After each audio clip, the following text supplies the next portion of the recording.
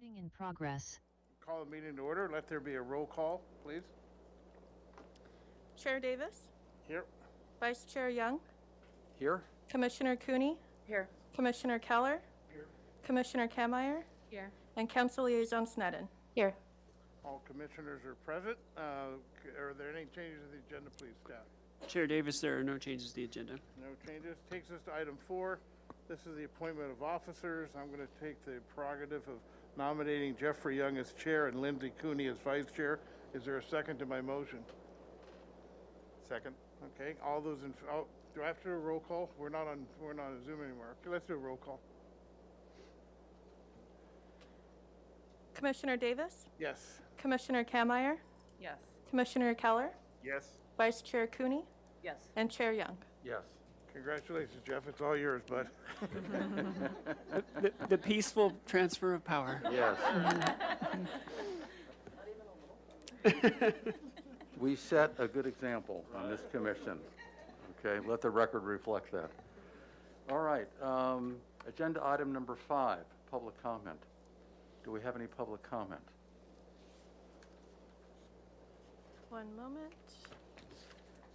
Chair Young, we do not have public comment at this time. Okay, great, thank you. Let's go to our consent items. Agenda item 6, our meeting minutes for June 9th, 2022. Mr. Chair, I have one comment if I could. Go ahead.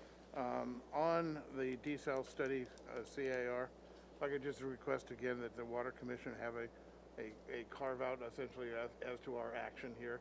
It should be the standard format for council agenda reports. We don't have the Water Commission recommendation at the bottom of the staff report. I know, picky, but big deal for us. We will,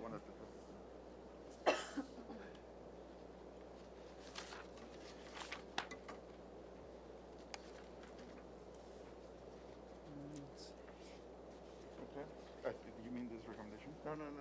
Yeah, there is Oh, no- our recommendation. Our recommendation, the Water Commission recommendation. we will be sure and add that in, Yeah, yes. Thank you. Okay, and go ahead. I had a simple question. What's an exit test? Chair Keller, Commissioner Keller, the exit test is a part of our contract with IDE in which we are allowed to do an assessment of the facility's condition. And the facility's now been operating for 5 years, and so the assessment of the facility should come back showing that it's a 5-year-old facility, not a 25-year-old facility. So the intent there is to make sure that IDE is operating the facility, which is owned by the city in accordance with its age and conditions in the contract. And so the naming of it as an exit interview or exit testing is kind of misleading. It doesn't necessarily mean we're parting ways with IDE. It just means that we're doing an assessment of the facility. And IDE participates in this, and actually we've, in the contract, they're supposed to participate in the recruitment process or hiring process and be part of that. Not that they're paying for it, but they have a say in that. And because this consultant will be working with their staff to look at the CMMS data and the performance data and doing visual inspections of all the equipment. So this item posed questions to me also, kind of in that vein. And that is, what are we doing year to year in terms of oversight of this contractor? I mean, are we waiting for this test and study to be done, or are we looking at it year to year to see if they're maintaining the facility properly, if they're doing the repairs that should be done? Chair Young, we are not doing that on a regular basis. We obviously monitor their monthly reports, what maintenance they are doing, but we hire them as they're the desal operation experts, and we are paying them for water produced. But in this case, the contract carves out that the city has the right. We could do it on a yearly basis, but we have the right to do these check-ins to make sure that all the equipment is being maintained. Again, as you can see, this is a fairly costly endeavor, but this is part of the checks and balances of making sure the facility, they aren't cutting corners on the maintenance of the facility. Okay, so we're in the third year of the five-year contract, and this will take how long to complete?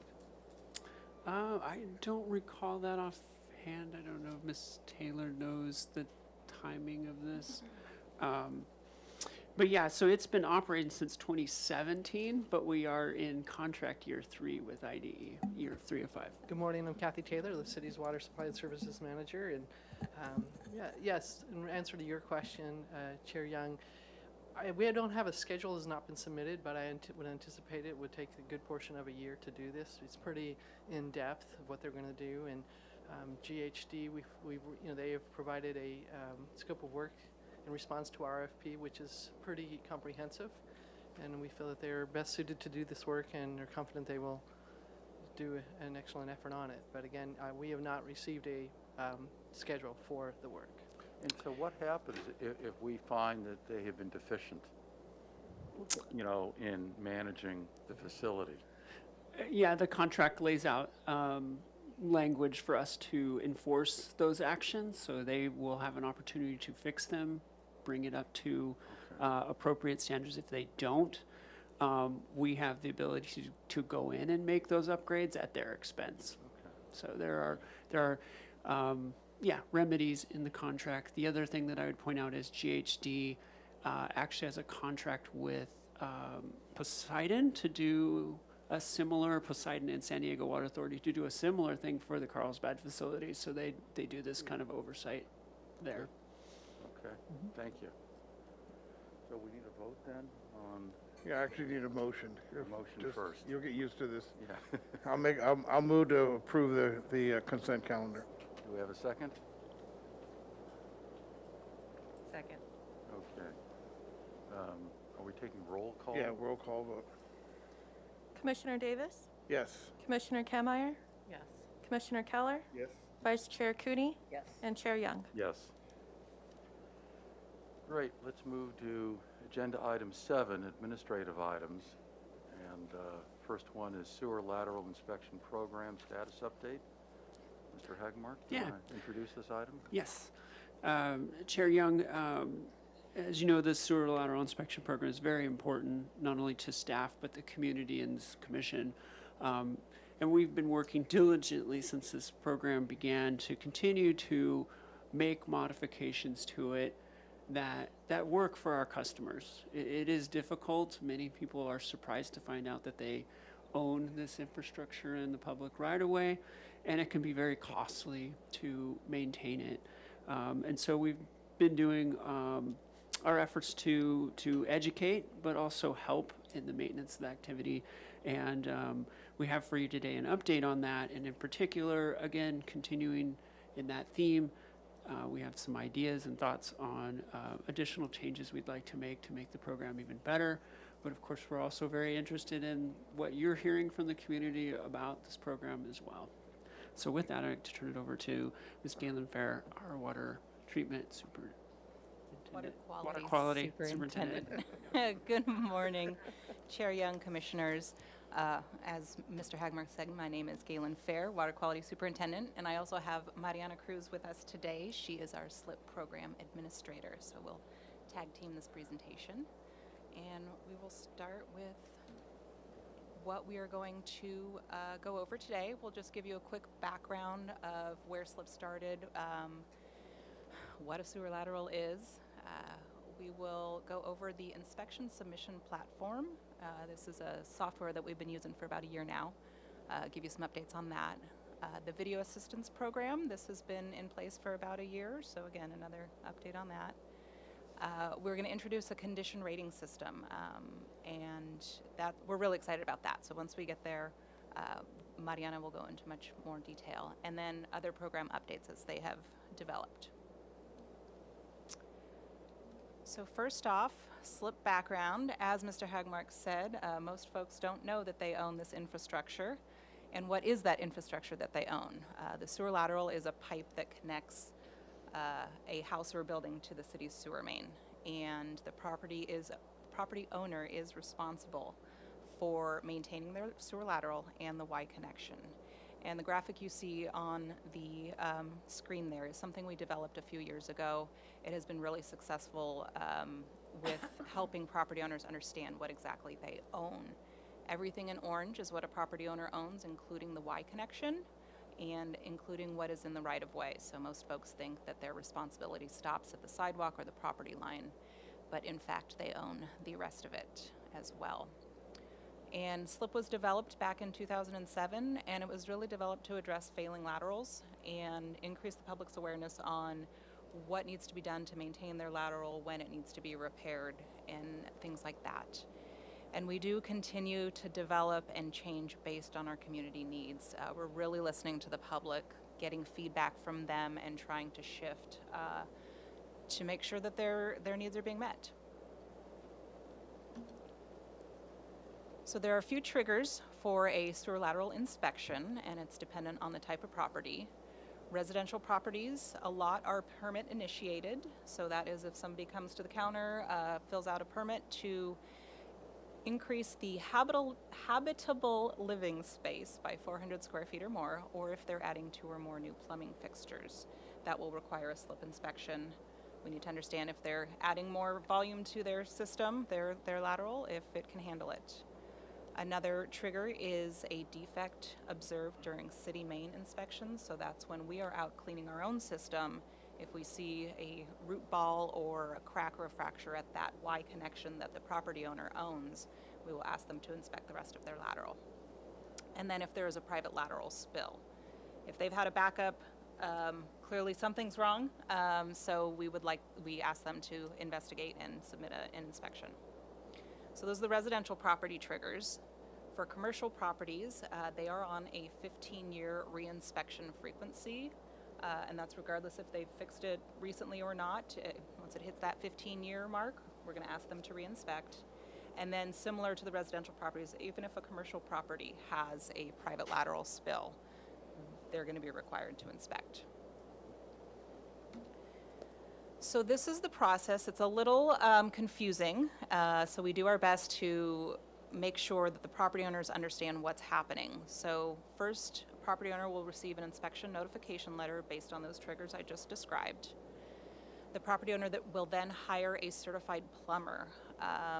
We have a couple options. We'll talk about that with the video assistance program, but essentially they hire a plumber who will video their lateral, and then the plumber will submit that video to us for review. They have 60 days once they receive that inspection notification letter to get that video, get the lateral inspected and the video submitted. Once we receive the video, we will review for any defects. If we find defects, we will then send out a repair notification letter to the property owner. We provide as much guidance as we can, and ultimately the property owner is the one who decides on the solution. We can provide what needs to be done and help them with their options, but they are the ultimate decider. And then the property owner will hire a plumber or contractor to complete the repairs. And once those repairs are completed, they will send us an invoice for proof of repairs, and then we will issue them a certificate of compliance. And that whole repair process is about 180 days they have. So it's a lengthy process when somebody gets their initial letter. It's probably about a year usually when something start to finish. So we do offer extensions if somebody has any hardships. So the next I'm going to go into the SLIP inspection submission platform, and this is a web-based software called Forward Lateral. It is an interface. This is actually a really neat program. It's an interface between the city, the plumbing contractor, and the property owner, and it was really developed to target sewer lateral inspection videos. So this is something that anybody who's involved in the process, like I said, the property owner, the city, the plumber, they all have access to this software. It's a web-based program for uploading the CCTV inspections, and we required this software mandatory usage as of last year. So it's been about a year. All of the plumbing community has really gotten on board, and we've just seen it's reduced our staff time, it's reduced plumbers' frustration, so it's been really successful so far. There are a lot of benefits. I just rattled off a few. It's accessible in the field. So you can see here they've got an iPhone. A plumber can upload an inspection in the field right there at the property, which is very beneficial. We then receive that right away. Anytime a video gets uploaded or there is a status change, the property owner will be notified. So that's really great. It's automated. We don't have to notify the property owner or the plumber that, yes, we received a video. So those status updates are really great. The inspections are available to property owners. This was something that was challenging for property owners. The plumber would have their video of their lateral and they couldn't do anything much with it. Did you get it? Did you not? So they weren't aware. And they didn't always see the videos, so they didn't understand the repairs that were being called out. So that's very beneficial. The defects that we do find and that are used in forward lateral they're coded per industry standard. So there's I'm going to forget the acronym because it's not written in front of me, National Association of Sewer System Companies, that has developed standards. So forward lateral really has grasped that, and it mimics that standard. If a repair letter is required to be sent out, it's sent digitally. So we are still doing snail mail, but we attach the letter to forward lateral, and then when the property owner gets that status update, they've got their repair letter. They don't have to wait to receive it in the mail. And then lastly, there is long-term video storage. So once we get into our condition rating later in the presentation, this is going to be really beneficial. So I'm going to pass it over to Ms. Cruz, and she's going to talk about our video assistance program. Good morning, Chair Young and members of the Water Commission. My name is Mariana Cruz, and I'll be going over the video assistance program. So the video assistance program began in October 2021. That is when we began taking applications for this pilot residential program. And this program was really developed to help members of our community with the first process of SLIP. In the past, we offered rebates and covered the cost of permits. However, that was really only beneficial to those who had repairs to make. And a lot of folks weren't taking that first step. So this program has helped us guarantee to an extent that the inspections will be submitted. We selected a contractor through competitive bidding, and the city coordinates the inspections. Each property owner who qualifies gets $300 in assistance towards their inspection, and if there's any additional cost, they will cover the difference. I would like to add that this program, there are two eligibility requirements. The first one is that their SLIP case was initiated by the city, which means we found a defect at their connection during routine inspection of our city mains. And then the second requirement is that they have an accessible cleanout.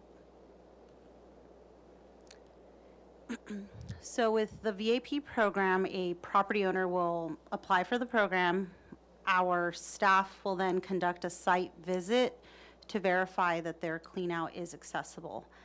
This actually ends up being a really good educational opportunity as we get to meet with property owners, and sometimes they don't know where their cleanout is, so that even in itself is a huge educational component, telling them about their cleanout, what the purpose is, helping them understand what part of the lateral that they own and the infrastructure, and we talk about maintenance. It's just a really good opportunity for one-on-one with property owners. Our staff will then schedule the inspection if they are eligible for the program. The contractor will come out, inspect, submit the inspection via forward lateral, and the SLIP case will go through the process that those who don't participate in VAP also go through. So since this program was initiated, we have had 105 applications with 91 inspections completed. 3 applicants were ineligible due to lack of an accessible cleanout, and 11 applicants chose to not participate and go with their own plumber. This has accounted for about 20% of the inspections we received in FY22. So we have received some feedback on the program, and most of the feedback that we have received has been that it's so convenient that they don't have to call or try to find a plumber or contractor, that property owners really just submit their application and we take care of the rest. We schedule their appointment, our contractor comes out and does the inspection, and they're just kind of kept in the loop, but they don't have to go out and do the shopping themselves. We have also asked folks who have chose to opt out of the VAP what their reasons for not participating are. And the biggest one is just fear that if they go with the city's contractor, our contractor might identify some defect that their plumber won't. And that tends to be a misconception. Like Galen mentioned earlier, we all are using NASCO rubrics in order to grade these laterals. So the video inspection from their plumber and our plumber would essentially be the same. And then the other big factor is a lot of them would rather use their own local plumber. They trust their plumber, they've been using their plumber for 20 plus years, that's who they would rather go with. Since the program initiated, we have made some adjustments so that it is more accessible to the community. The first one was we updated our letter that goes out to them requesting the inspection, so it states their options clearly. Your options are use our contractor and receive some financial assistance, or use your own contractor and there's no funding available. We have also hosted a webinar to introduce the program and walk property owners through the application process and just kind of step by step so they know what to look forward to. And then we also switched this program to offering inspections twice a month. When we first started, property owners had the freedom of choosing the date and the time of their appointment. That often led to cancellations or rescheduling. Now we say these are the 2 dates available this month. If you can't make it, we'll push you over to the following month and those dates will be available. I think we've only had 1 cancellation since we switched to this method, so it's proven to be pretty successful. In the future for this program, we are exploring a variety of options out there. We are planning to talk to purchasing to see what our options are for meeting some of the community's needs in terms of offering this contract to multiple contractors or allowing individuals to use their own contractor if they honor the VAP price. The reason we're choosing to go that route is in the past we have seen price increase when the city offers like a rebate or an incentive. There tends to be an increase in price, so we want to avoid that happening and asking or seeing if it's possible to have other contractors honor that price. All right, so that leads me to lateral condition rating.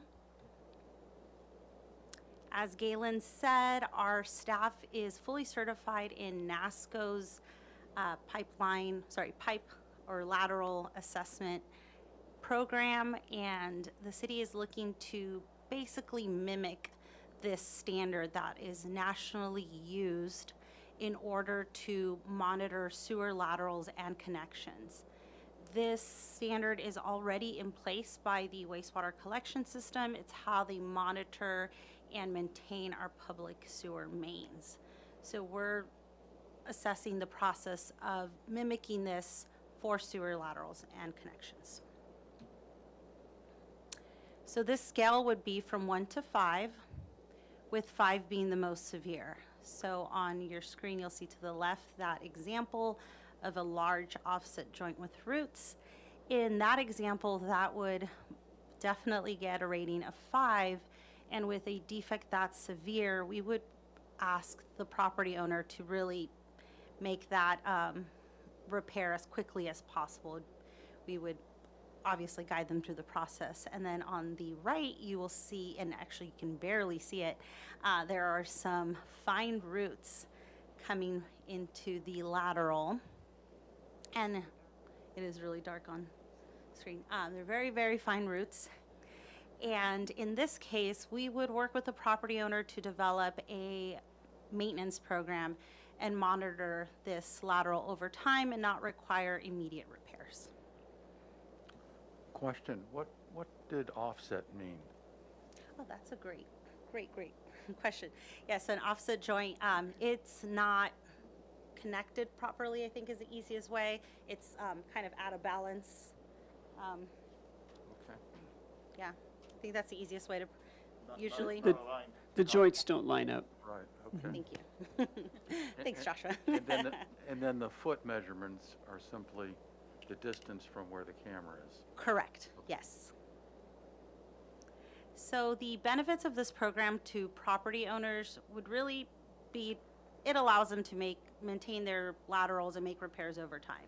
So the repairs aren't needed immediately. They can work with the city to develop a maintenance plan, and they can also plan and save up for future repairs. If they're at a 1 now or at 3, they know, in 2 to 3 years, I may need to do some repairs or I may need to line my lateral. They can plan for that. Yes. Are there kind of typical costs associated with various levels of those defects that the user can kind of understand or the property owner can get a sense of, or does it really vary? That's a great question, and Commissioner, and it really varies on the contractor. We have heard some contractors charge by the foot. We have heard some contractors say, I charge every 20 feet for repairs, and it really, the cost is something that's out of our control. Yeah, we've really struggled with this one. It depends on the depth of the lateral. It depends on how busy the street is, traffic control. So many factors go into it that it is really complicated. We've tried to standardize. One of the most common issues is where the Y, so the connection with the city main. And we've gone out to bid and we have some standard costs for that. But if there are repairs on the lateral, we've been struggling to try and standardize stuff for that because there's so many different variables that need to go into that. And that is probably what frustrates homeowners the most, because they'll be like, well, my neighbor or my friend had it done and it was only this amount. Well, what were the conditions associated with that lateral? It really makes a difference. And then, of course, then there's just contractor variability. If they think they could charge more, then they can. So, yeah. Thank you. And to add to that, pricing and the amount of repairs, the earlier you find something and you're able to maintain it, you might even have the option of lining your lateral versus doing a complete replacement. And lastly, with this program, if we put folks on a inspection schedule, they'll be able to see how the defects change over time. And like Galen said, with the long-term storage online, property owners can compare their video from, let's say, today and 2 years out and see how the changes that have happened over time. Mr. Chair, I'm just curious, when you do a repair, what's the life of that repair generally? Of a lateral lining? Yeah. Most contractors would say about 20 years. And a lot of them, when they do these repairs, they'll usually do about a 1-year warranty on the install. Great. Thank you.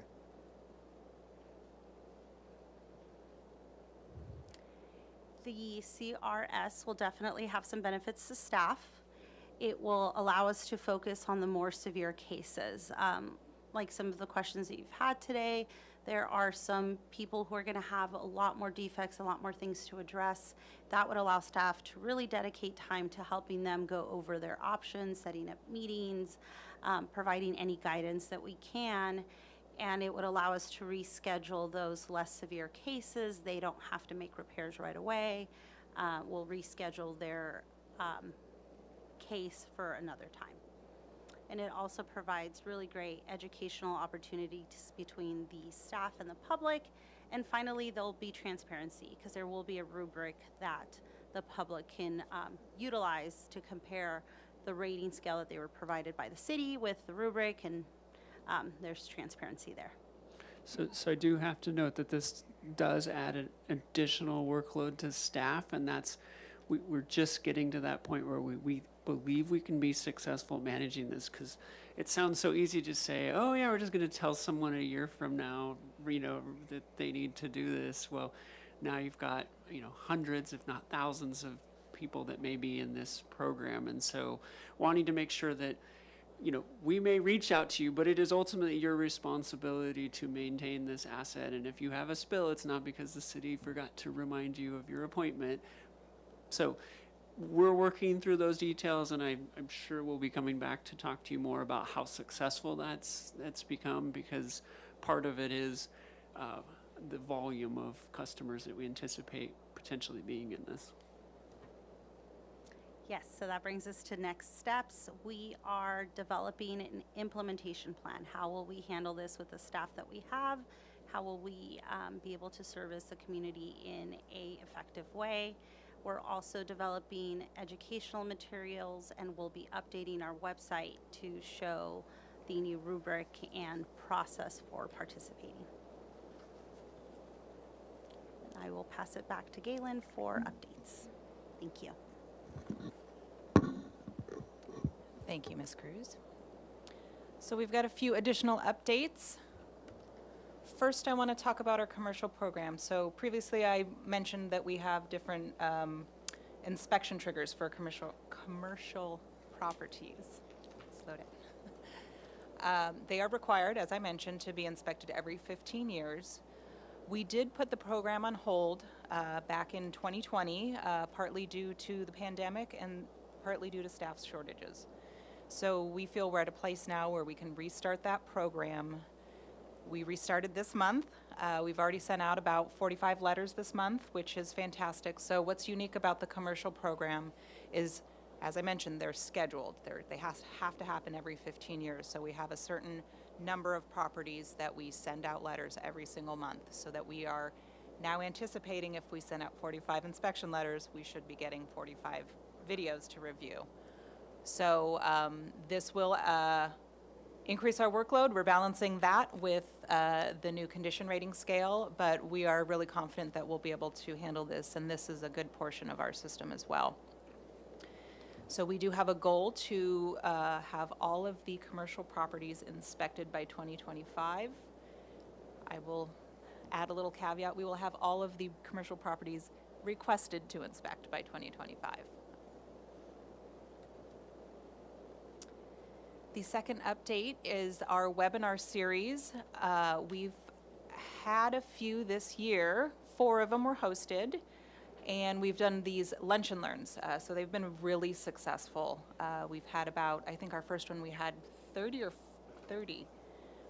participants at lunch. So, kind of like the brown bag learning back in the old days. So people can just pop on their computer, and we offered one for VAP, offered general maintenance. So we've got a variety of topics that we're continuing to provide to our customers, and we'll just keep doing that. The virtual format has been really successful.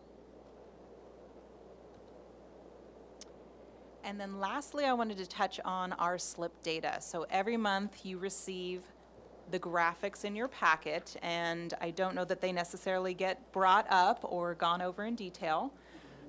So gonna just describe what each of them are.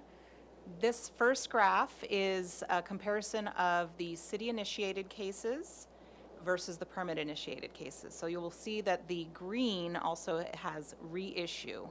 Last year, similar to the commercial program, we put a lot of stuff on hold. We eliminated deadlines due to the pandemic. So last year in July, I believe we reinstated our deadlines. So you can see in September and October, we got really excited and sent out quite a few letters. Basically, those were ones that had gone past due. We hadn't received any information from folks. So we said, hey, reminder, there's this inspection that we need you to do. Then the city-initiated cases are what we have found through defects while CCTVing our sewer mains. And then the permit initiated are those folks going and getting permits at the front counter. The next slide is a comparison between the video inspections received, repairs that are required, and then certificate of compliance issued. So we received a video, those that need repair, and then those that have completed repairs or didn't need any repairs and get a certificate of compliance. So those are the comparisons there. So you can see in February we got quite a few certificate of compliance. So we were going through and closing out a lot of cases that we didn't have the time to go through. Repair options provided. So Mr. Hagmark touched briefly on some of our cost control measures that we have developed. So we have listed here option 1, 2, 3. First option is replacement by a private contractor. So this is specific to the Y connection. Option 1 is a real traditional. You hire a plumber, they expose the pit, expose the Y. Our city contractor does go in and change out the Y. We don't want Joe Plumber touching our sewer main, so we do have a contract with a local contractor. But option 2 was what Mr. Hagmark was describing. We wanted to make sure that there were some cost control measures in place. So we competitively bid what it would take to dig down and replace the connection, and that has been really successful. We've actually heard quite a few plumbers say, we can't be competitive with that. Just go with the city, they'll take care of everything for the Y specifically. So that's been pretty successful. And then our option 3 is part of our collection system rehabilitation project, and we are offering top hats or a rehab of the connection to folks that are eligible and are on a city main that is going to be rehabbed. So those are our various repair options for the Y connection. I do have to point out here that option 2, I thought it would be a little more successful, but if you dig deeper, it really is, because the customer now can tell their plumber, but I can get it done for this. And so it does put pressure, and we don't see it really showing up in this data, but I think it's helping to control the costs that plumbers are charging. They can't get these wild costs out there because they always know the property owner can go with the city's bid already contracted amount. So I think it has helped. It just doesn't show up in here as like a huge number, but I think it really has helped. And use of the city contractor is an option even if it's not through the VAP program? Yeah. Thank you, Commissioner Kammeier. The VAP is for that first step. It's for the inspection process. And then these options are for the repair process. So somebody could potentially take advantage of the VAP, get that $300, a free inspection, so to speak, and then look at the options that we have for repair and say, I would like to use that bid price and get a cheaper, potentially cheaper repair of their lateral Y connection.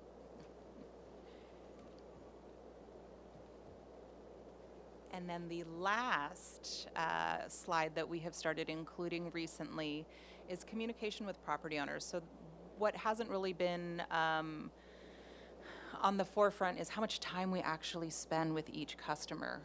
And this is just a way that we've been able to track number of phone calls, number of emails, number of in-person / virtual one-on-one meetings with our customers.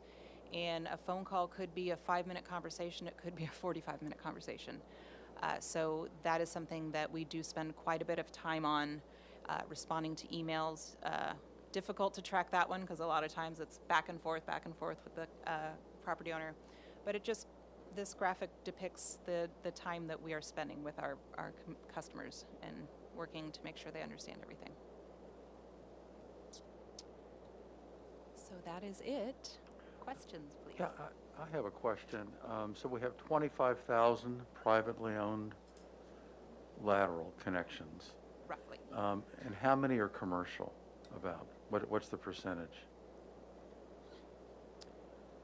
I will have to get back to you with that, Chair Young. Oh, okay. And then do we have any sense for whether the problems that we see with these connections are different between commercial and residential?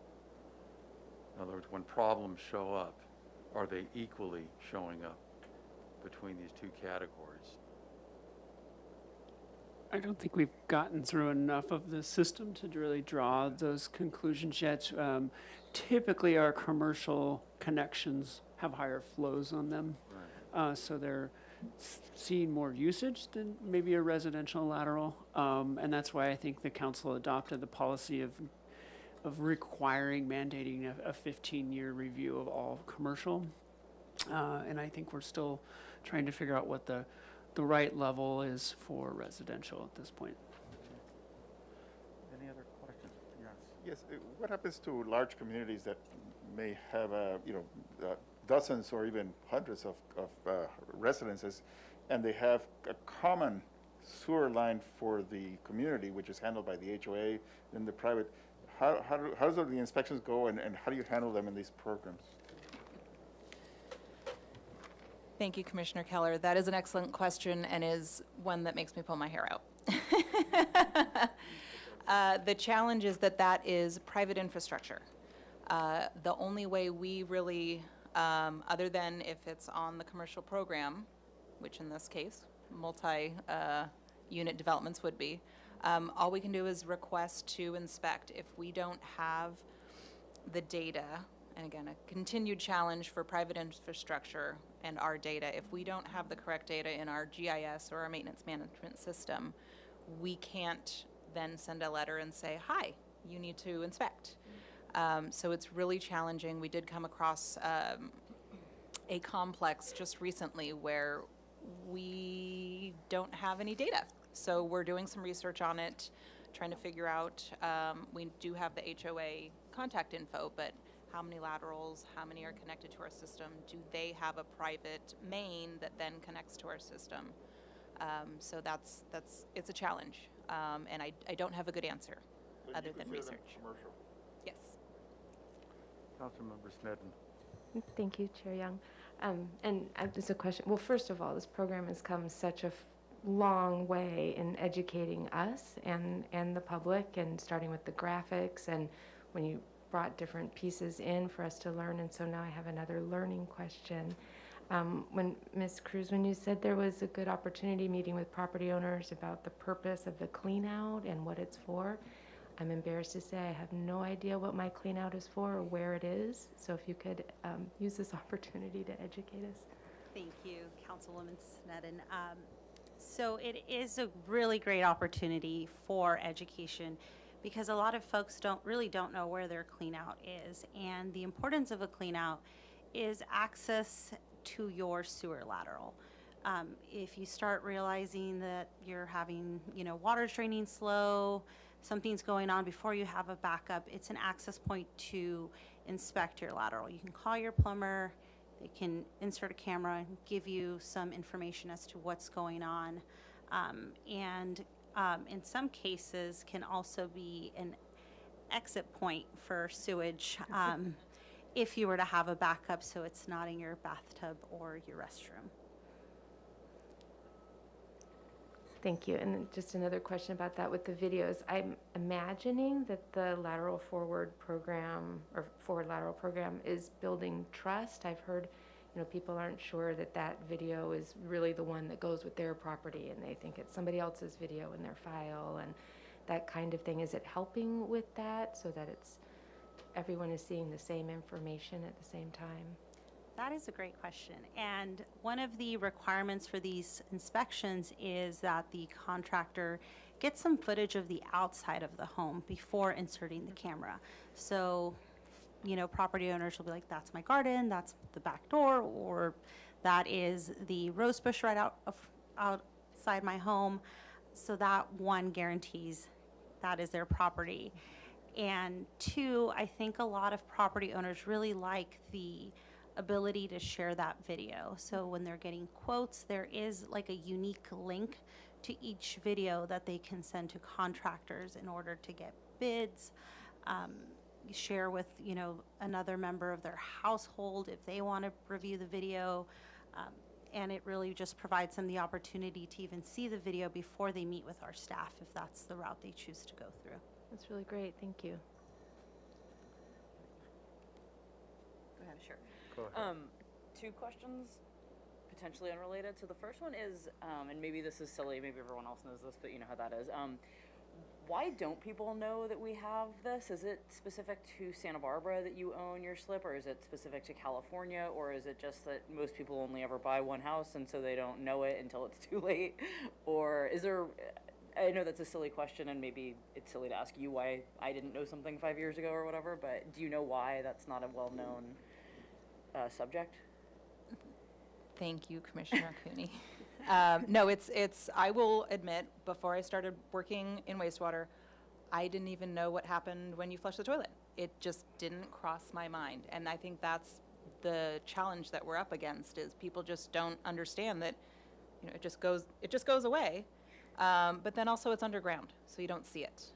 It's very easy to understand if your roof is leaking, oh, I'm getting drops of water on my head. But if your sewer lateral's in poor condition, you don't know it's there, first of all, and then you don't even think, oh, it needs to be maintained. So that's, I think it's just blissful ignorance.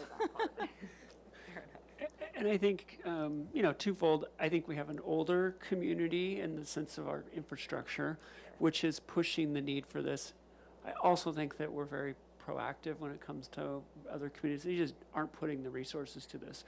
We recognized early on that this is the mileage of laterals are out there are equivalent to the public mains. So we're talking about the same mileage underground, roughly 250 to 300 miles of private mains that are out there. And the only way we're going to be successful at limiting public spills is to have a good maintenance of this private infrastructure. So we have, I think we're leaders in this area. We have definitely put the resources to this. We've got 3 FTEs working on this, which is a lot of resources going into the sort of private infrastructure, helping private infrastructure be maintained properly, because it does have a benefit to protecting the environment and our community's public health. Thank you. And then the second question, completely unrelated, sorry about this, but in terms of the video storage that everyone can access, is there a time limit to how long you are storing any particular video for a homeowner or commercial property? And I'm asking just specifically because videos are so data intensive, and the storage of data is a high expense in terms of any kind of, web-based application, like you're paying for that storage. And so is there any kind of, if you've had this video and you haven't acted on it in 3 years, you have to get a new one? Or, I mean, I know you have to get a new one anyway because things change, but just in general, if you wanted to track the progress of, or how the changes of your system, is that available? I think so. Okay, sorry. So we're the first year into this program. Okay. We are paying for long-term storage because we know the benefit that will come out of it. And I am not the person to talk about tech stuff. It's but it's stored on the cloud, so we don't personally have to worry about the data storage with the city. So yeah, I think holding on to this information until the lateral is replaced or rehabbed is kind of critical. That's how we manage the city's public mains. We hold on to those. It gives us kind of a history of how that main has changed over time, where there's potentially issues showing up. And I think this is evolving, but at this point we have the storage, we have the ability to store it. It's not being stored on city servers, but we have the ability to keep it stored, and hopefully that will be of value to our customers until it gets replaced. Yeah. And one thing that keeps coming up, and I just want to bring this up because I hear this a lot about, is, well, it's the city's trees that are getting into my lateral. It's the city's trees that are the problem. And I remind them, this is the challenging part, that a good lateral that is in good shape, tree roots cannot get into. And so if tree roots are getting into the lateral, it's because the lateral itself, the joints are breaking down. They do break down over time. The grout that holds them together breaks down. And so ultimately, it is the failing infrastructure that is letting the tree roots get inside. If it is a well-sealed new lateral, tree roots cannot get inside. So the story, because you probably will hear it at some point, is this was this street tree that's the problem. And then it's not the street tree. It's the fact that the infrastructure is 50 years old and no longer can keep them out. I feel like there's a terrible root cause joke in there that someone needs to find, and I apologize that I said that. Cora, go ahead. Thank you. Great presentation. Thank you. Like, we see these charts every month, and I'm always kind of like, I don't exactly know what this means, but so this is really helpful to get the full background. So thank you. I had one question about kind of tracking progress, and then another question about the commercial inspections. So for the commercial inspections, are those eligible for any sort of assistance program like the VAP? So at this point, no. And our reasoning behind that is commercial property owners know that they are going to be getting, they are required to inspect every 15 years. So they are able to budget and plan for that. Whereas a lot of the residential homeowners, they just get a letter in the mail and it's like, oh my gosh, I did not expect this. Yeah. So we think of it as the commercial properties should be planning for it, just like anything else. Got it. Thank you.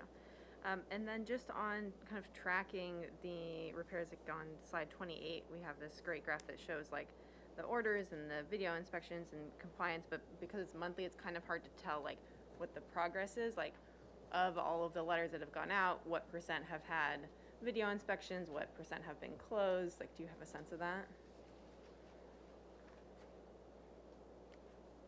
Probably. It's all about managing the data and pulling it up. So if that's something that you guys would like to see, we can definitely put some additional slides in and see that comparison. We've got a really wonderful data management system, so it's just a matter of pulling the data. That would be great, because I'm just curious, like, how many outstanding kind of cases are open? We currently have about 1,900 cases open. Okay. A lot. Yeah. And I think the challenge gets into that, you know, these are cases in which they were asked to televise it, they haven't done that, or they televised it, and this gets back into the rating. There was fine roots found. Did it warrant a complete replacement? Customers, you know, so I think this is going to provide us a lot of moving to this kind of distinction in which we're allowing people to, it's a known defect. Once you got roots in there, it isn't going to get better. It's not going to heal itself. But there are things you can do to push it out and maintain it. And the challenge for us was, how do we manage that on our end? And so we're getting to the point where we think we can manage that on our end, which is putting them on a maintenance program. So hopefully we'll be able to eat away at that 1,900 list significantly by putting some of those folks on a maintenance program. Thank you. Any other questions from the commission? Do we have any public comment on this agenda item? Chair Young, we did, one moment. We don't have public comment at this time. Okay. Let's move on to item 7B, septic to sewer conversions. And I'm going to recuse myself from this item because I own property that might be subject to any action that the city takes. So I'm going to turn this over to our vice chair.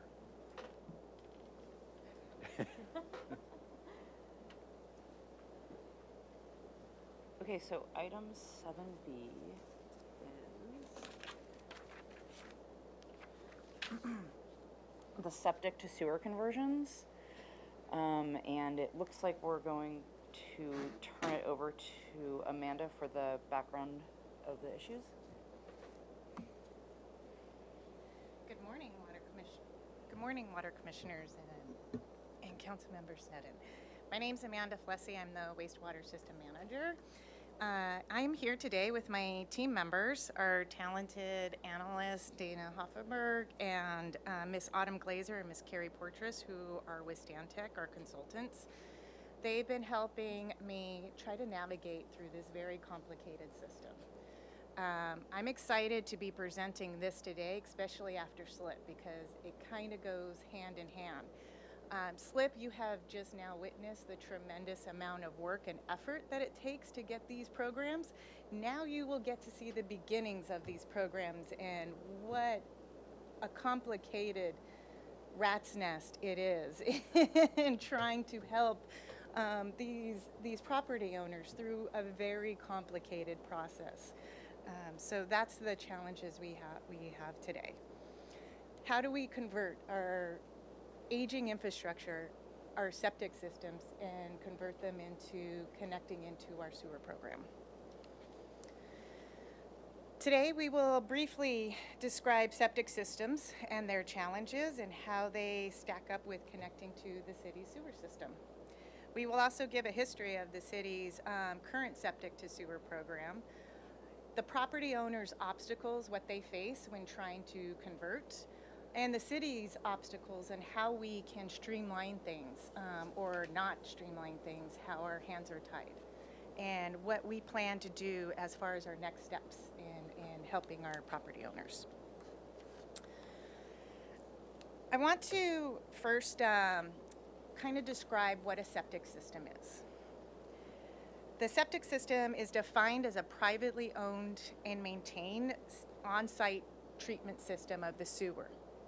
So the sewer never leaves its site. The septic system requires a large amount of space for its main drain field, a redundant drain field, and its tank. So that's one of the challenges property owners have to face is there enough space? Do they have enough space to provide all of the area that is needed for a septic system? The city does not really have any kind of expertise in reviewing these septic systems, so we have just recently contracted with the MOU, or we recently have an MOU with the county to help us review these septic systems and inspect them. Before, they used to have to go to the state, the regional board, and that cost a lot of time and money. So this is more of a streamlined process now. Sewer systems. As briefly discussed in our previous presentation, the homeowner can connect to our system, but is still a privately maintained system, as it provides sewer system to a single property. That's why it's private infrastructure. When the customer decides to sign up for a sewer system, they do pay a one-time buy-in fee, which helps pay for all of the previous maintenance investments that the city has made to our sewer systems. And then they also pay monthly sewer service rates as part of it.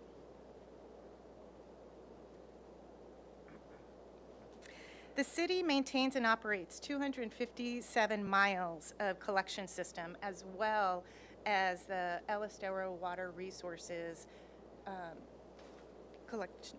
treatment system. We are able to do this all because of our current ratepayers. The city does not implement new development or infrastructure. The city maintains existing infrastructure and does not have a funding source to do new development. Therefore, if a sewer extension is required to serve a development, it is the property owner's responsibility or the developer's responsibility to complete the extension in its entirety. This means all of the planning efforts, the design efforts, the construction efforts, and most importantly, the funding efforts. If a public sewer is available, the homeowner is required to connect to the public sewer main, again, at their cost and their development. Lastly, if a public sewer is not available and the sewer system is failing, the homeowner is required to either replace or repair the septic system or extend a sewer main to their property and connect to the public sewer system. Quick question, when a property already has a septic system because it's been, dozens of years, whatever. Are they still required to connect if the city then decides to put the sewer line? Not until the septic system has needs in repair, or they need to expand like an ADU. Okay. Okay. It no longer services their needs. All right. I think I'm done with this slide. Okay. We estimate we have approximately 27,000 parcels within the city of Santa Barbara. We estimate that approximately 360 parcels within the city limits are assumed to be on septic. How do we assume this? Because it's private development, we don't really know.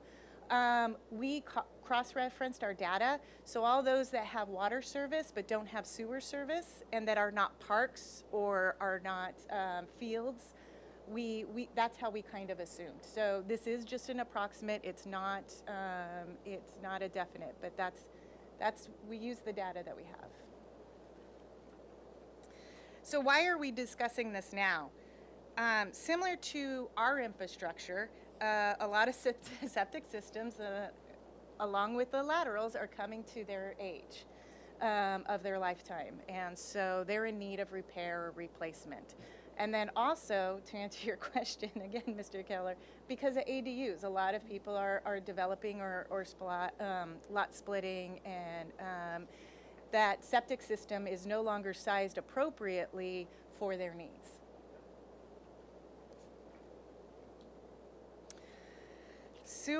Septic to sewer is complicated. I put this slide in. I don't expect you to read it. This was our first attempt, our team's first attempt to try to untangle this rat's nest. I really liken it to if you've ever gone into a jewelry box and pulled out a nest of 10 necklaces that have all been rolled up together. That's what this is. And it's getting worse. This is now 3 different slides. The more and more we uncover, the more we're just trying to, I just want one chain out of that nest, just one chain. And so how do we do that? First of all, what we decide to do is kind of tackle it and break it up. Break it up into obstacles that connect to the sewers. We really broke it up into properties located within the city and properties located within the county. That's how we first tried to do this. If a property is located within the city limits, the homeowner would have to start the connection permit process. This is one of the areas where we can hopefully help, and we've started to help. We have developed an initial information sheet. We call it a pre-application. I'll go into it in detail later on in the presentation. This is where we have the homeowners fill out just to get some general information so we can help determine which road they may go down. A building permit process may be required, and that may also lead to a public works permit process if a sewer extension is required. Any work within the public right-of-way, a public works permit will be required. The sewer main extension will require civil engineering plans by a stamped PE within California and a general A contractor's license to construct. So a plumber may not be eligible to construct a sewer main within the public right-of-way. They will also need to contact the county health, environmental health for the abandonment of the existing sewer. That again is with our MOU with the city. They'll do all the inspection and making sure that everything is copacetic when we abandon that septic system. This all comes down to a lot of time and money, and that's just within the city. So if you're located outside of the city in the county, which we have a lot of those little pockets, may have a sewer line right down the street, but you're within the county, there are some major hoops you have to connect, and it is astounding. if you're located outside of the city limits, you'll have to do all of the same things, but then you'll also have to have LAFCO approval, which is even more complicated than we originally thought. If you have a sewer extension within the right-of-way, a public road encroachment permit will be required. County building permit will be required, and the county does not allow any private lateral extensions within their public right-of-way. And the reason is they want to guarantee that someone is going to maintain that infrastructure, and they know that the city will maintain the infrastructure. They can't guarantee that the homeowner will maintain a lateral within their infrastructure. Madam Chair. So what happens in the county today when somebody has this situation? How do they, essentially no private lateral extension allowed in the public right-of-way, but as we talked earlier, at least in the city, the lateral extension is owned up to the connection to the sewer in the public right-of-way. What's the county do? Great question, Chair David. So it would be not perpendicular, so that's how they kind of define. So if it's a parallel to the infrastructure, so if it's going down parallel along the road, that is would be a public infrastructure. If you're just connecting perpendicular to it, that's your private infrastructure. Okay, great, thanks. Okay, the city's obstacles. The city's obstacles are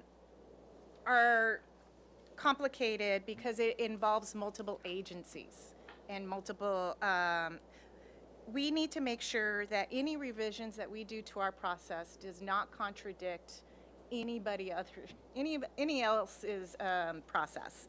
So that's a little bit of worrisome. And then we also do not entirely or completely know other agencies' processes or when they change or how they impact us. So, and we have no authority or say over other agencies' processes.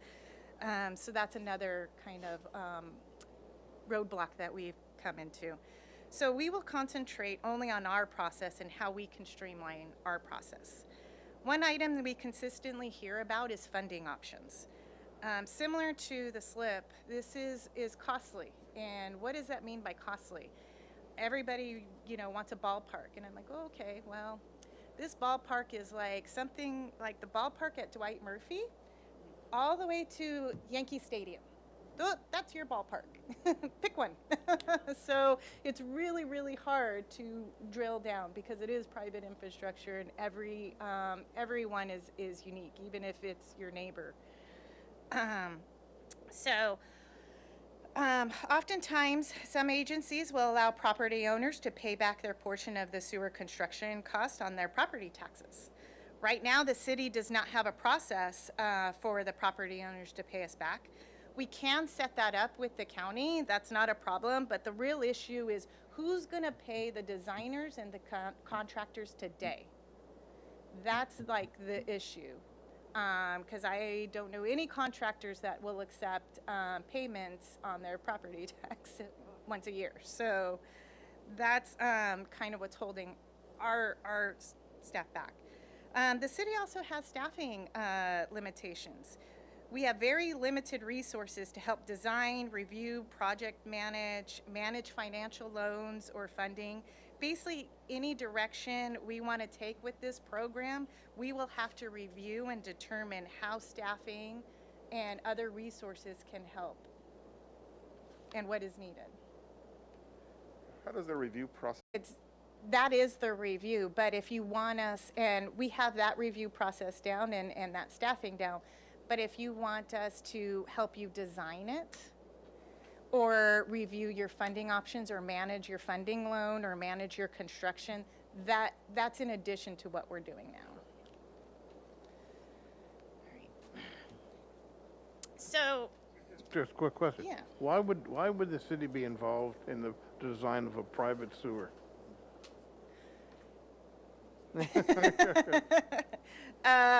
Great question, Commissioner Davis. I don't want to be. Yeah.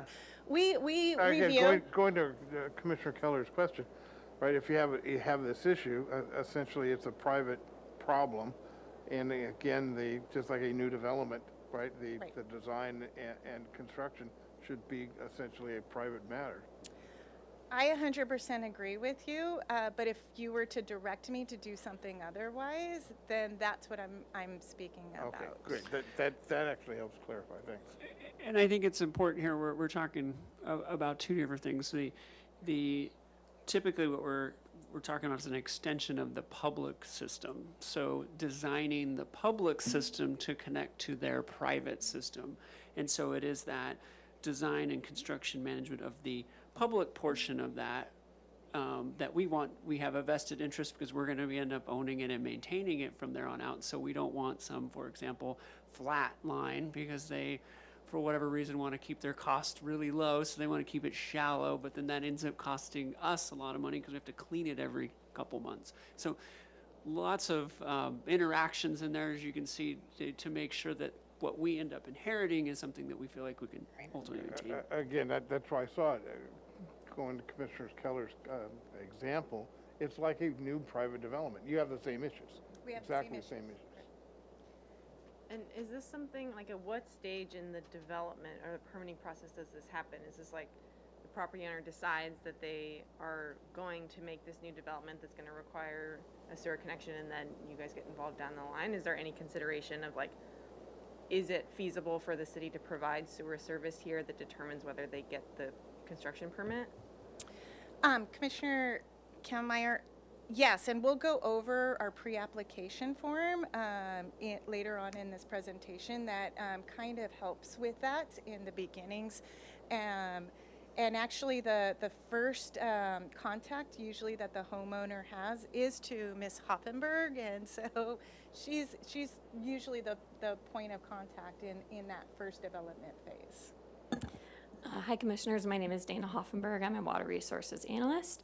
And to answer your question, Commissioner Kammeier, so there are situations where a sewer main extension is identified in an initial development process.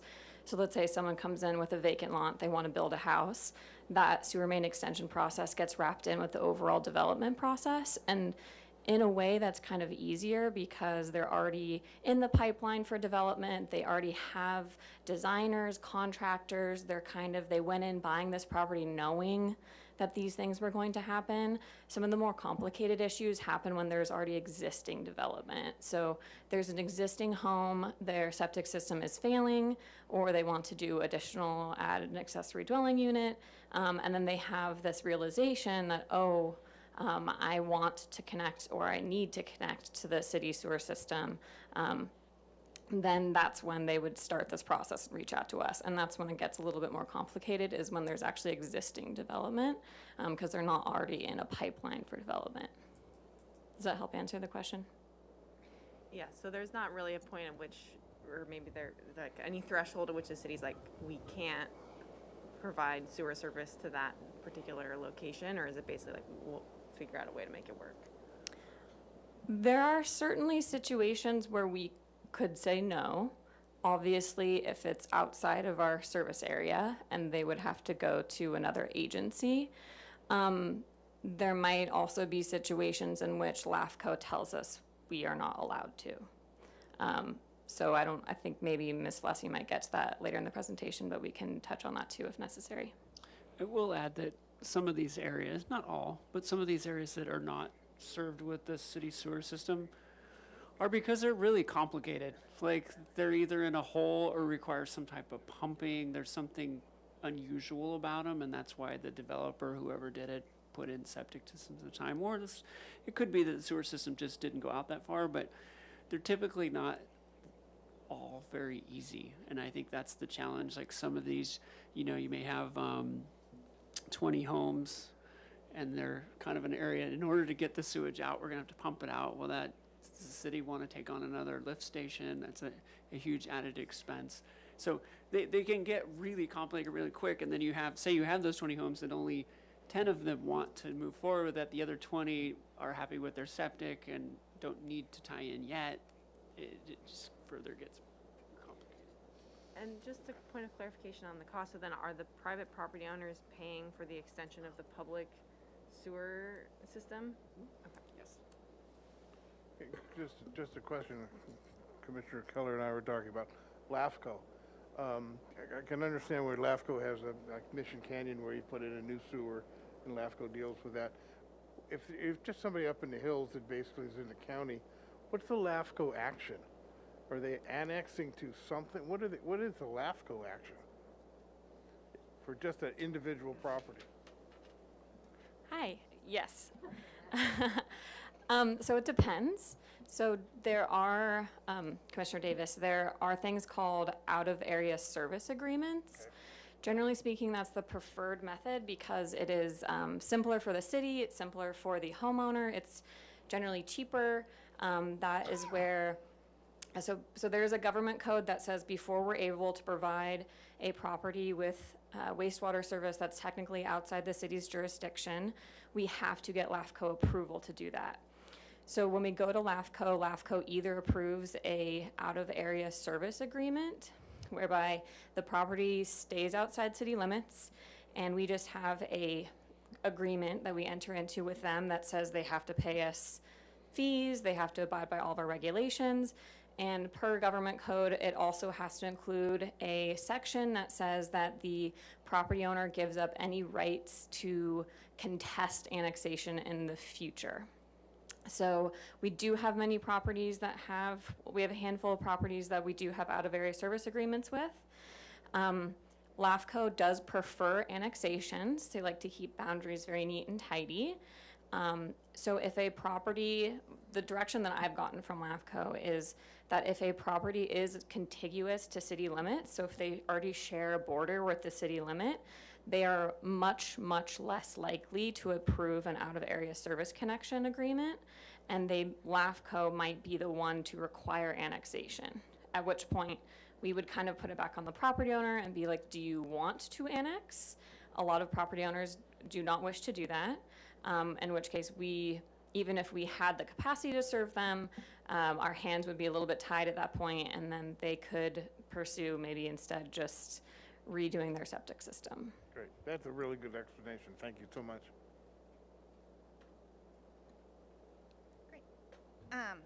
So I wanted to go over some funding obstacles that the city faces when we are asked to help homeowners fund sewer extensions. So if the city were to fund or manage septic to sewer conversions, there would be impacts to our wastewater budget. As we know, our budget is 100% funded by our ratepayers. So after we set aside daily operations and maintenance needs, the remaining leftover money is slated for capital improvement projects in our capital improvement programs. So in order to convert a septic to sewer, a non-ratepayer, say we provide $100,000 for one customer, that impact is directly to our capital improvement program. That means we will have 1,000 linear feet of rehab less to be able to rehab, and that's about 8% of our whole annual program. 16-point repairs wouldn't get done. 10,000 linear feet, approximately 2 miles of cleaning wouldn't get done. So there's a direct impact if we were to set aside some capital improvement money for non-ratepayers for the septic to sewer conversions. So what are the next steps? Our next steps is we've drafted up this pre-application form. It's in the process. We have been working on it diligently and actively with some property owners that we received feedback with, and I would hate to call them guinea pigs, but it's like they're really helping us try to navigate and develop a form that is helpful to them and to us and to get information that they need. This form, what we would like to do is have it accessible online and have it reported in a seamless document so it comes directly to it. The homeowner can fill it out, it gets submitted to us. What we do is, what we would like to do is fill this all out, provide a map and a description of what we think the options the property owner may have, whether it's extending a sewer line or connecting somewhere. Those are the options that we would like to provide for the homeowner. Again, we would like to take control of what we have control over, so whatever revisions to any city resolutions or ordinances or processes, we'll bring back and hopefully within the city. We would also like to provide, what I really wanted to do was provide one sheet overview of the entire process for the customer. We did realize there's going to be probably at least 3 one-sheet overviews depending on which situation the property owner is in. So what we would like to do is with the pre-application form, also hand them this one sheet of the process that they need to follow. Another obstacle that we really are struggling with is developing a guide to assist the property owner about cost estimates. We are very sensitive. We know that the customer is wanting to make a decision. Do I repair my septic system or do I connect? What's the best option for us? And it's really hard to provide individual estimates for such a unique situation. There's so many variables. So what we're hoping to do is provide a guideline to help assist where they would get a lot of those estimates from, because again, they're from other agencies and other programs, and we have no authority over that. And I don't want to put in, oh, it's 15,000, because it might be 15,000 today, but it could be 20,000 next year. And to try to keep up with everybody's ordinances, we would just like to direct them to a website, a person, a contact information, some kind of direction. And we are actively working with LAFCO to clarify their process and hopefully streamline their process. That has been challenging as well. And we are also reviewing funding options for property owners. We know that there are some grants and loan opportunities. For instance, SRF. SRF has our state revolving fund. SRF has a grant out there. However, we do not qualify for it. They're for disadvantaged communities, but they do have loans out there. The obstacle with the city with the loans is we have to, with an SRF loan, the governing agency has to set aside 10%, have to set aside some kind of percentage for a payment back. So they have to have some money in the bank. And again, that would be taking money out of our capital improvement program to set aside for these homeowners. There are some creative ideas that need to be explored here. Possible partnerships with nonprofits to get us out of the loan business and to help with that SRF funding option. Or maybe homeowners place a down payment to get that 10%, and so we can maybe manage it then. Or work with other agencies and see what their programs and see if they can help us out with that item. These are all options that we can explore, but again, that takes staffing and resources with that and all the management with that. So it's not just the SRF loan. And once we get a few things uncovered and possible more options for water commissions, we will be back with an update on this program. So, do you guys have any questions? I do have one question. Can you just give us a sense of how many parcels are undergoing this process or that you are dealing with at any given time? Thank you, Commissioner Kammeier. It has picked up in the years, and so when I first started, I probably had 1 or 2. Now we're probably at in the 10 range. And I lump them together. Sometimes I lump them together because the streets kind of band together, and that is actually probably the most helpful if all the neighbors can band together and try to come in and do it collectively. That's when we really try to help out. But it's becoming more and more of an issue as the septic systems begin to either need repair or replacement, or people want to build more ADUs, so the septic system is no longer sized appropriately for them. Thank you. Thank you, Vice Chair Kemmeier. I have two questions. Well, first I wanted to note Hillary Hauser just texted me to say that her hand was up before, and if her hand is up now for public comment. Okay. And for questions, in the pre-application form, are any of these questions limiting? Like if I was filling this out, I would wonder, oh, you know, it says, why are you requesting the sewer connection? I would wonder if there was a wrong thing to put there, or if I have current problems with my septic, describe. I might think, well, if I don't answer this right, maybe I won't be accepted as my permit. Is there anything in here that's a cause for not moving forward with the permit process? Councilmember Sneddon, no. Okay. It just helps us get the information, which box. So if you have an active failing system, then you're right, you rose into the top of the list, and so we put you in just a different category if you need repairs. It just kind of helps us helps us to help you navigate through the appropriate system.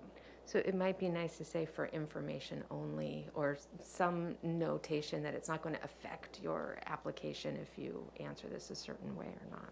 Fantastic, thank you. That's the feedback we're looking for. It is, and you know, the more, and I haven't been in the details as Amanda and her team have been, but you know, we have La Barbara Street, which is in the county, but we actually have a city sewer main on that street, and there are residents who want to connect to it, and it is ridiculous how complicated it's been to have someone who, it's literally right there. It looks like a pretty normal street for the most, but it's in the county, and so it's been incredibly complicated to make just simple stuff like that work.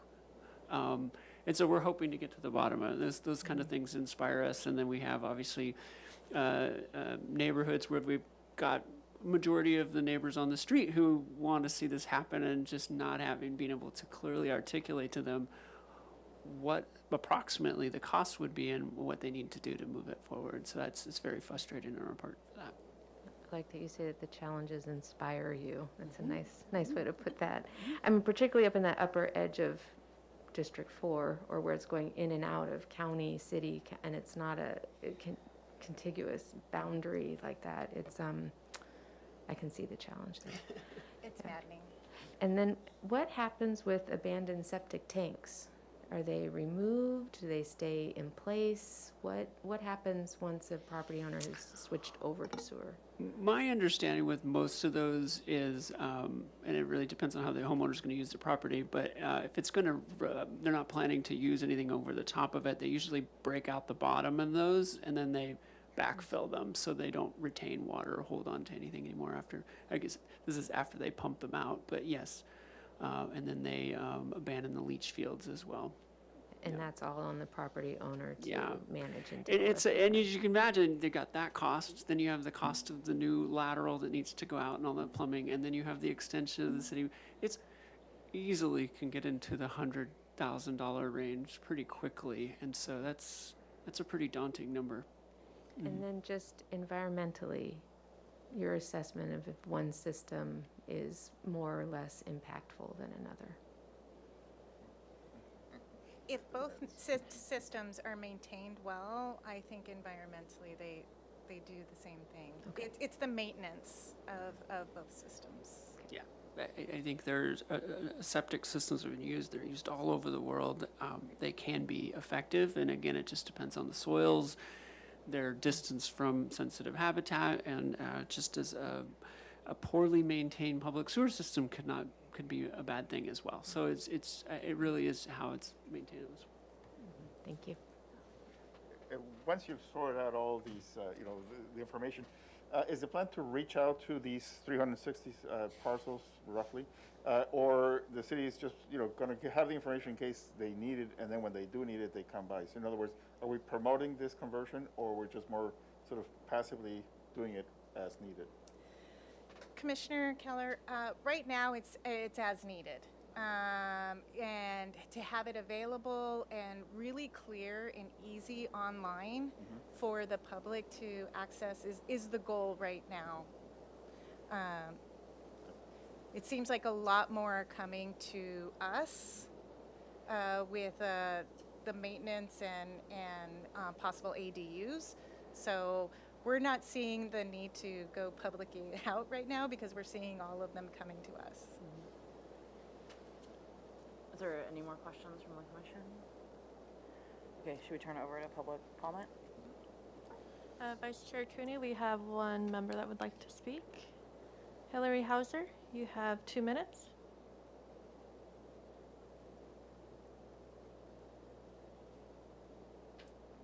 Hello, commissioners. Do you hear me fine? Yes. Hello?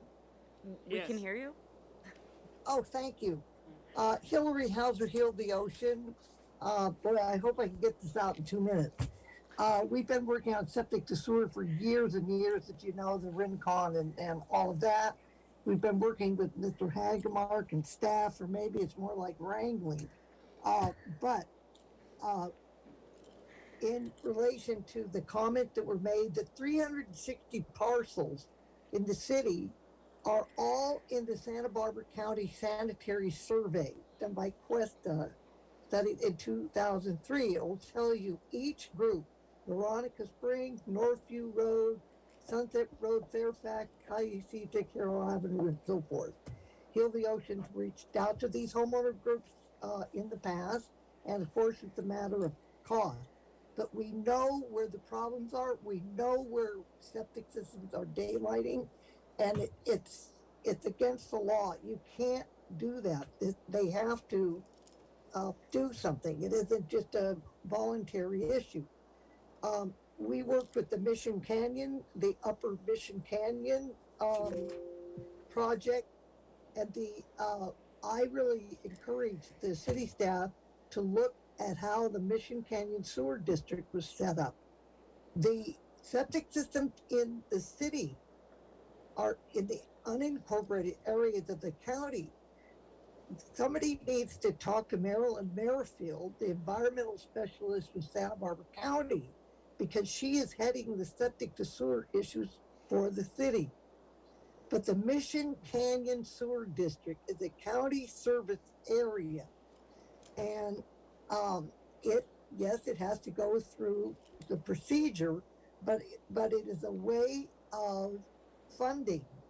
These funding mechanisms that are in your staff report are no good for the homeowners.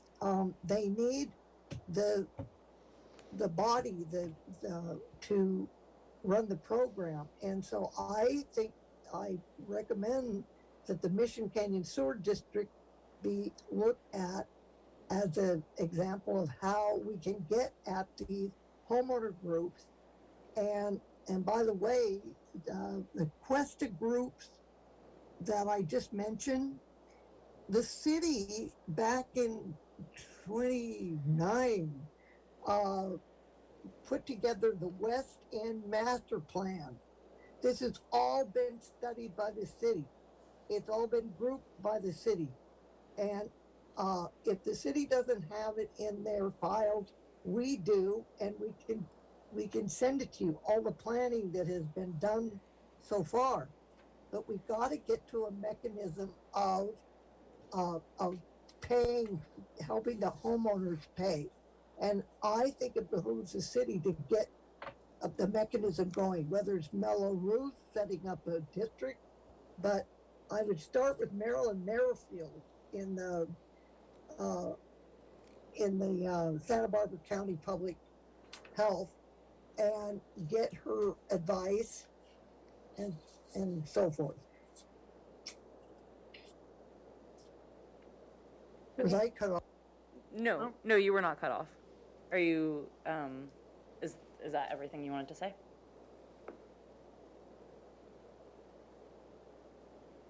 Or maybe she was cut off. Well, thank you so much for your comment. Are there any other public comments at this time? Vice Chair Cooney, there's no further public comment. Okay. Then we're gonna move on to the next topic. Thank you. Sorry. End of discussion, I say that. Oh, any discussion. Is there any further discussion? All right, thanks, guys. Sorry. It's my first. Okay, thank you for that update. Let's move on to agenda item 8, which is the Water Resources Manager's Report. Mr. Hagmark. Yes, thank you, Chair Young. Commissioners, just a few things to go over before I get into the charts and tables that we provided. Our COVID RNA testing that we've been doing since the beginning of the pandemic, we've now partnered with UCSB and a bunch of other partners to host that now on a website, which is sbcwastewater.org. And so folks can go on there now. It's updated weekly. I believe every Friday the information is uploaded from the prior week. And so that will have the latest COVID RNA from the city's wastewater. Again, we're hoping that that information can be used to help our public health professionals prepare for, as we're in right now, kind of a spike, another spike. This new wave appears to be like the third biggest spike we've had since the pandemic started. Fortunately, hospitalizations are still way down, which is good. I also wanted to let the commission know about the August work session. So our workshop we typically do. We're going to be reviewing roles and responsibilities, and then of course going over major work initiatives that we have for the coming year. Just wanted to check in if there's anything in particular you want to make sure that you hear from staff. I plan to have quite a bit of staff there so that we can be thorough in our answering and our discussions. But if there's any particular you want to make sure we touch on, feel free to let me know now, or you can also send me an email after the meeting. Mr. Chair, just a comment. On our agenda, it says we'll be meeting here. Generally, we've always done it across the street in the Water Resources Conference Room. Are we going to do it here this year? I think we might do it here just for space. I have no idea what the pandemic's going to be doing at the time in that room. That's a good thought. Once I get all the staff there, it does feel a little tight. So we can play that out. Well, let's see where we are in August and whether or not this still makes sense. I think we will try and typically they're not a typical meeting, so I don't know we're televising the meeting, but trying to find a good space for everyone. That's a good thing. These tables move, you know, that can go into a circle. That's true. That's true. We can. Thank you. And is that the regular date and time of the? Yes. Yeah. I'll have to miss that meeting. I think I've missed a couple of these because it's the last one of summer, and it's my only chance. So hopefully Councilmember Friedman will be able to make it. I'm sorry to miss it. No problem. It is a good discussion, and so if you think of anything you want to make sure we touch on, be sure and just let me know. I would love to get an update on the drought messaging. Okay. Absolutely. All right, and then I also wanted to note we'll be starting up the Ortega groundwater treatment plant. So we've been talking about that. Our water supply planning has that coming online in August, but our staff is working on trying to get it up and running this week. So exciting. That'll be about, let's see, what do we have planned? 900 gallons a minute of additional supply coming into the system. So we're kind of excited to get that up and running. And so with that, if I'm going to turn to our report that we have, just highlighting a few things. Conservation in June was fantastic. The community did a great job. We had planned for 1,200 acre feet of water usage, and we just broke 1,000, so pretty significant savings. And if you look down at, again, year to date, we have saved about 500 acre feet so far this year compared to what we were planning for. So I'm feeling really good about the numbers here. Our supplies are coming through for us at this point how we anticipated. We're still taking water down from Gibraltar, although we're seeing the TOCs in that water climbing, which is making treatment a little more challenging, but we're still obviously meeting all water regulatory requirements with that. Let's see. And with that, is there any other item? I'm trying to think if there's any other items in here that I wanted to touch on. We did have a short production. We had to supplement the recycled water system. It came up in June, and that was related to some maintenance. There it is. Thank you. I was like, I know it's in here somewhere. Very temporary. Staff were quickly working on that maintenance activity. We try and get all of our maintenance activity to not occur in the summer, but this one we couldn't avoid. But we don't anticipate a problem going forward. We've been able to meet demands even with La Cumbra online, so that's been going well. And staff are working right now on procurement of new membranes that we hope to install in February of 2023, assuming we can get them. So that will also help out with our treatment performance. With that, I mean, you continue to see wastewater flows are really low. I mean, these are, I always thought 6 million gallons was low, but when we start to dip way below that, it's pretty incredible. And keeping in mind, we were in 2010, we were averaging around 8. Yeah. So I've got a question for you. It's always kind of troubled me. Maybe I shouldn't use the word troubled, but I've always been curious about it. State water is cheap water for us relative to desal. No, I wouldn't use that word. No. Yeah.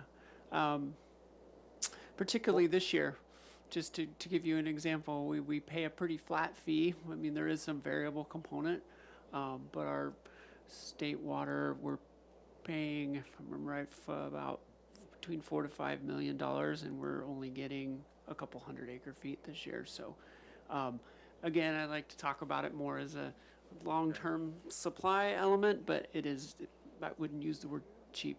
Okay. Yeah. But then water we have in Kachuma is a combination of state water and then natural runoff. Yes, we're not allowed to store state water in Kachuma. Okay. So when we deliver it to the lake, we take delivery of it. It's bean counting, but it's an accounting method. Okay.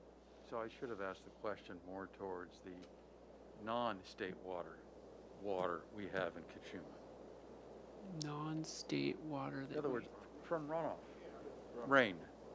Oh, rain! Okay, that's that stuff that falls from the sky, right? Yeah. Okay. Doesn't sound right. You baffled everybody on the commission. Where are you going with this? We have a lot of it, right? The city has a significant portion of the water that is in Kachuma. We own about 50% of the available water in there right now. So what then is the thinking that we are not using that water to displace some of the desal water? Because that is less expensive to us than desal. Mm-hmm. If I understand the questioning, I would describe it as the water in Kachuma is our way of banking desal water. So we've been operating it. And so the water in Kachuma, you could draw conclusions that it is there because of desal operations. And it's going to be needed because desal you can't store it anywhere. And it doesn't ramp up and ramp down, and you can't meet those peaking demands. As you can kind of see when we look at our summer, winter demands here, you kind of need that peaking. DCEL only makes 30% of our supply, so in any given day, it's not enough to meet the demands of our community. And so Kachimba plays a critical role in that. And so for that reason, and our inability to kind of do that with Gibraltar, because the water goes, has a lifespan in that reservoir, we really use Kachuma to act as our buffer. Joshua, sorry, Mr. Chair, going to our session next month, it might be good. In the Enhanced Urban Water Master Plan, we changed using surface water and then desal to just the opposite and banking the surface water. It might be good as part of the discussion of the drought, just how we're now operating and what the Urban Enhanced Water Master Plan does in that regard, which is exactly the question the chair is asking about. Yeah, I'm happy to touch on that in more detail. Good one. Yes. I had a question on, I don't see slide numbers, but this chart. In the past, we've compared like the 2020 baseline and the governor's voluntary reduction request, and I was just curious. I know that we've kind of been above that because 2020 was a wet spring, and I'm curious kind of where we are tracking against that. We can put that back on here. I think, well, that's the red line. That's our, Well, that was the SB 77. right. So I think the new target that we're putting on here is going to be focused more on GPCD for residential, right? For specifically indoor water usage is where the discussion is going. And we haven't For put the something longer term. for the longer term. And we haven't put anything on here, but we are participating in the pilot with the state to kind of help them define that. And certainly with AMI full deployment going in, I'm hoping the next 2 years we're going to have much more granular data about indoor and outdoor usage for us. For the budgets. Mm-hmm. Okay, got it.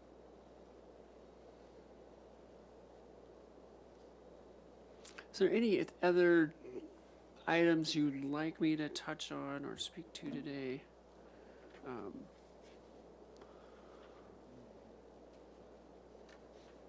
Doesn't look like it. Do we have any public comment on this item? Chair Young, we do not have public comment. Okay. I think that brings us to the conclusion of our meeting today. So we are adjourned at 10:47 a.m. Thank you.